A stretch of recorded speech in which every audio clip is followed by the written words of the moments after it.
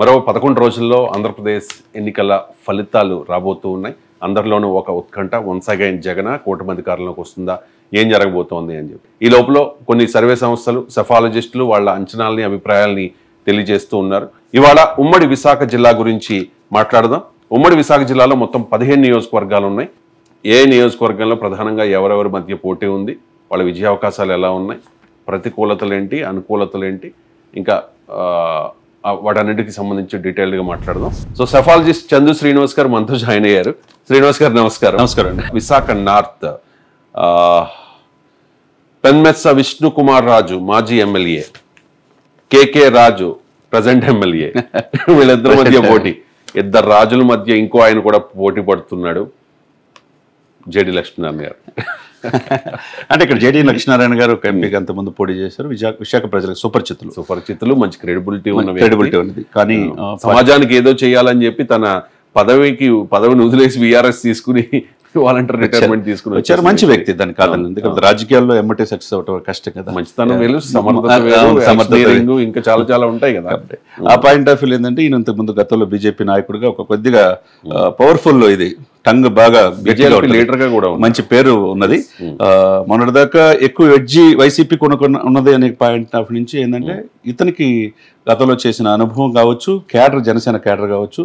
BJP ఎక్కువగా north Indians విశాఖపట్నంలో ఎక్కువగా మన హైదరాబాద్ అయితే ఎట్లా ఉంటారో మల్టిపుల్ మిక్స్డ్ కల్చర్ ఉంటుంది. అక్కడ ఆ సాలిడ్ గా మోదీ గారి యొక్క ఇది పనిచేయటం, పవన్ కళ్యాణ్ చరిష్మా వల్ల ఇక్కడ ఎదురు టీడీపీ క్యాడర్ అంతా కూడా మొదటి నుంచి నాయకుడు, సీనియర్ నాయకుడు అనే ఇదితో అదే జనసేన టీడీపీ సపోర్ట్ చేస్తుంది. కాబట్టి బీజేపీ కూడా పూర్తి సహాయ సహకారాలు అందించడం వల్ల ఈయన కూడా బీజేపీ క్యాండిడేట్ అక్కడి నుంచి గెలిచే అవకాశాలు ఉన్నాయన్నమాట. బీజేపీ సామాజిక ముఖ చిత్రం ఎలా ఉంది? సామాజిక ముఖ చిత్రం వచ్చేసరికి ఇక్కడ కాపులు 18% ఉన్నారు. తర్వాత రెడ్డి 9%, మాల 9%, తర్వాత గౌర 8%, రాజులు 8% ఉన్నారు, యాదవులు 6%, కొప్పులు వెలమ 6%. ఆ సమీకరణలో భాగంగా ఈయనకి అంతకుముందు సెంటిమెంట్ ఉంది. బీజేపీ పెద్దలు పూర్తి స్థాయిలో సపోర్ట్ చేశారు. ఎందుకంటే ఒక వాయిస్, ఒక స్పోక్స్ పర్సన్గా మంచి పేరు తెచ్చుకున్న వ్యక్తి. కాబట్టి విశాఖ పరిధిలో ఎంపీ కోరుకున్నారు.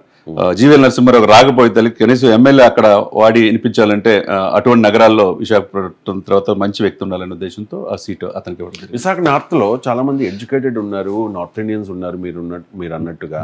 అంటే రాజకీయ చైతన్యం ఉన్న ఓటర్లు ఉన్నారు. అవునండి. మరి జేడి లక్ష్మీనారాయణ గారు అంటే ఎవరి ఓటు స్ప్లిట్ చేస్తారు, ఆయన ఎంతవరకు ఆయన ఓట్లు సంపాదించుకోగలుగుతారు అంటే? డెఫినెట్గా అంటే ఆయన ఎంపీగా చేసి దాదాపు 2.5 లక్షలు మనకు తెలుసు ఓట్లు వచ్చినాయి, బాగా వచ్చినాయి. ఒకవైపు పవన్ కళ్యాణ్ గారి చరిష్మా, వ్యక్తిగతంగా జేడీ గారి చరిష్మా. కానీ ఇప్పుడు ఎమ్మెల్యేగా చేయటం అనేది ఇక్కడ ఏంటంటే జనసేన వీడటం, తర్వాత అనుకోకుండా మళ్ళా వస్తారని చెప్పి అనుకోవటం, చివరికి పార్టీ పెట్టడం, ఇవన్నీ కదా ఈలోపు జరగాల్సింది జరిగిపోయింది. వైసీపీ అభ్యర్థి ప్రకటించుకోవటం, బీజేపీ కూటమి వీళ్ళు కలిసి రావటం, వీళ్ళు సంస్థాగతంగా చేసుకోవటం, ఆయన పార్టీ అంతా రాష్ట్రం మొత్తం తిరగటం, ఒక విశాఖ కేంద్రీకరించడం కాదు కదా. ఆయన చీల్చే ఓట్లు ఎవరికి అవుతాయి అంటే ఇక్కడ మీరు అన్నట్టుగా బీజేపీకి ప్లస్ అయ్యే అవకాశం. ఓకే, అంటే మీ అంచనా బీజేపీ గెలవబోతుంది, కూటమి గెలవబోతుంది అని చెప్పి.